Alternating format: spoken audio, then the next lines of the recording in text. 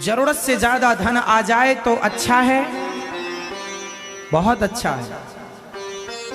जब पैसा ज्यादा हो तो हम यहाँ अन्य क्षेत्र, माताओं की सेवा, संतों की सेवा, अन्य क्षेत्र करते हैं।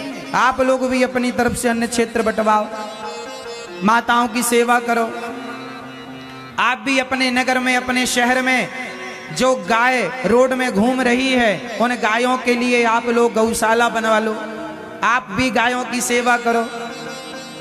आपके क्षेत्र में जो वृद्ध माताएं, बूढ़ी माताएं जिनके बच्चे सेवा नहीं करते, आप लोग भी वहां किसी न किसी माओ को रहने की भी धन है तो सेवा में लगाओ। आप भी करो। हम जो कर रहे हैं, हमारी जितनी बुद्धि है हम कर रहे हैं, आप भी करो। यहां अन्य क्षेत्र चलता है वृंदावन में।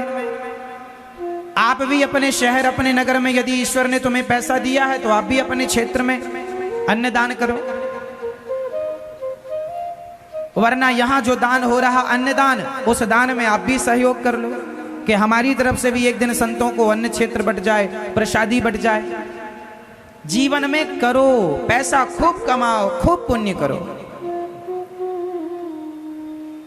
लेकिन आज का आदमी पैसा कमाता है और बस औलादों के लिए रख रहा है, बच्चे के लिए ये, बच्चे के लिए वो, बच्चे के लिए, है ना मेरी माँ। और फिर भी बच्चे रो रहे हैं, हमारे पिता ने कुछ नहीं दिया महाराज, हमारी माँ ने कुछ, हमारी सास ने तो चम्मच तक नहीं दिया, एक चम्मच भी नहीं दिया। फिर भी बहुएं रो रही हैं। इतना देने के बाद एक बहू मेरे पास आई, महाराज मेरी सास ने चम्मच तक नहीं दिया। अब मेरी पास आके बेचारी भूली भटकी। मैंने कहा चम्मच नहीं दिया? बोले नहीं, एक चम्मच तक नहीं दिया मेरी सास ने। मैंने तुरंत उसे चम्मच दिया। मैंने कहा ये रहा चम्मच, चल पति वापस कर, चम्मच ले। ये बताओ तुम्हारा जो पति है वो किसने दिया? तुम्हारी माँ ने या तुम्हारी सास ने? सास का दिया पति है, पति दिया उसका धन्यवाद नहीं करती, चम्मच के लिए रो रही है। देखो जरा, सास ने चम्मच नहीं दिया तो मैंने कह दिया चम्मच ले, वापस कर पति, हम दूसरा देख लेंगे। क्यों मेरी माँ, आप तो नहीं गाना गाती हो, मेरी सास ने चम्मच नहीं दिया। यदि सासू माँ आपकी बहू गाना गाए तो दे देना चम्मच, पति वापस ले लेना, चलो वापस कर। क्यों? सही है। ये रोना धोना नहीं मिटा आदमी का। तुम्हारी सास भी ऐसे ही रोती थी, चम्मच नहीं दिया, उसकी सास भी ऐसे ही रोती थी, चम्मच नहीं दिया। ये रोना तुम्हारे खानदान से चला आ रहा है, कोई तुम पहली बार नहीं रो रहे हो। पता नहीं तुम कब जानोगे, कब समझोगे, कब ये रोना धोना बंद करोगे। हमारा धन भगवान का नाम है, भगवान का चिंतन करो और भगवान में मस्त रहो। भगवान थोड़ा बड़े हुए, भगवान की बाल लीलाएं स्टार्ट हो गईं। अब भगवान थोड़ा बड़े हुए तो घर घर जाके भगवान ने माखन की चोरी की। बत्सान मुंचन कुजिद समय क्रौंस संजात हासः स्तेयं स्वादवत्यथ दधिपयः कल्पितैः स्तेययोगैः। आज एक सखी मैया के पास शिकायत लेकर पहुंची, मैया आज तेरे जब कन्हैया थोड़ा बड़े हो गए और बलदाऊ भैया और कन्हैया और ग्वाल वालों को जोड़कर भगवान गोपियों के घर जाते और कभी माखन चुरा लेते, कभी माखन खा लेते, और भगवान की शिकायत करने गोपियां आती। एक सखी आई, अरे मैया तेरे लाला ने सबरो माखन खाई लियो। अच्छा, सबरो माखन खाई लियो? हाँ मैया तेरे लाला ने सबरो माखन। सारे बच्चों को खूंटे से खोल देता है, बछड़ों को दूध पी लेते। मैया बोली जरा डांटो करो। अरे मैया जब हम आपको डांटे ना तो ही ही करके हंस देता है, सारा गुस्सा हम भूल जाते हैं।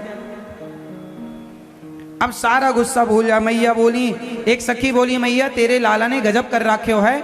यादारी के ने कहा क्यों कि एक दिन हमारी बिटिया सो रही थी तो दारी के ने कहा क्यों वाकी चुटिया खटिया के पटिया से बांध दियो और कान में जाए के बोल दियो हौआ। और जब हौवा बोला तो बिटिया भागी, और जब भागी तो बाकी चुटिया पटिया में कस गई। और जोर से उसने जब जोर लगाया तो उसको लगा हौवा ने पकड़ लिया, उसकी चुटिया भगवान ने पटिया में बांध रखी थी खटिया के, और भागी तो खटिया में चुटिया कस गई। अरे मैया बचैयो, हौवा ने पकड़ लियो। और जोर लगाई तो आधी चुटिया खटिया में रह गई, आधी खोपड़ी में रह गई, गंजी है गई। अब मैया तू ही बता मेरी छोरी से ब्याह कौन करेगो? तो कन्हैया पीछे से कह रही है, तू चिंता काय को कर रही है, हम बैठे हैं सबन के खसम, तो काय को चिंता कर रही है। अब ऐसे भगवान करें, छोटे से कन्हैया ऐसी ऐसी बातें करें कि मैया कोई हंसी आ जाए कभी कभी, दारी के तू ही सबको खसम है। हम मैया क्या करूं, तू ही बताई। वो कह रही है मेरी छोरी से ब्याह कौन करेगो, क्या जाके बाहर फिर से ना आवेंगे? कह रही है छोरी गंजी है गई, और मैया झूठो ही नाम लगा रही है मेरो, कछु चोरी ना करूं मैं काहू के घर जाए के। अच्छा मैया बोली सो तो मैं जानू कि तू ही सबसे बड़ो हरिश्चंद्र है, तू कभी झूठो ही ना कहे। सखी बोली मैया तेरे लाला ने गजब कर दियो, कल के रात क्या भयो, आधी रात को मैं जागी तो मेरे कमरे में काहू की आवाज आ रही है, ससुर पुसुर की आवाज आ रही है। तो मोकू लगा कन्हैया तो ना है घर में। और जब मैं वह कमरे में गई तो वहां कोई था, तो मैंने सोचो कि कन्हैया ही है। और कन्हैया समझ के मैंने, वह समय मेरे पति उठे थे सवेरे सवेरे सुसु करवे की ताई, तो मैंने अपने पति को कन्हैया समझकर खंबे से बांध दी। और जब मैंने एक गांठ लगाई और जब दूसरी गांठ जरा टाइट लगाई तो मेरे पति होश में आए, और जब होश में आए तो एक थप्पड़ दिया मेरे गाल में। पागल हो गई है, क्या कर रही है, पति को पकड़ के बांध दिया। अब मैंने ध्यान से देखा, मैं भी नींद में थी, सवेरे सवेरे 3 बजे की बात है, नींद में थी। मैंने ध्यान से, अच्छा आप हैं, हाँ हमें बांध रही हो। मैया तेरे लाला को डर ऐसो छायो है हम सबन के ऊपर कि हम अपने पतियों को भी कृष्ण समझने लग गई हैं। जहां देखें वहां कृष्ण, समझ रहे हैं इसका भाव।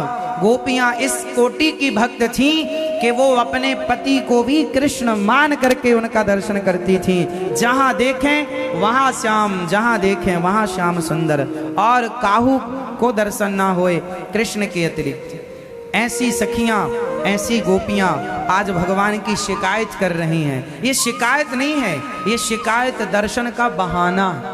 गोपियां भगवान की शिकायत करने नहीं आती, दर्शन का बहाना शिकायत लेकर आती हैं। इसी बहाने कन्हैया को देख लेंगी, देखने आती हैं। और भगवान चोरी क्या करते हैं, बताओ भगवान क्या चुराते हैं? भगवान क्या चुराते हैं? माखन?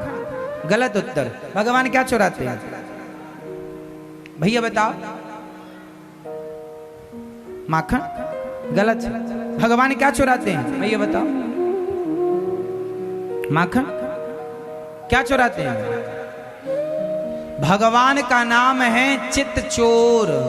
जिसका चित्त, जिसका मन मक्खन की तरह शुद्ध और निर्मल होता है, भगवान उसके चित्त की चोरी कर लेते हैं, मन की चोरी कर लेते हैं। माखन नहीं, माखन जैसा मन जिसका हो उसका मन चुरा लेते हैं।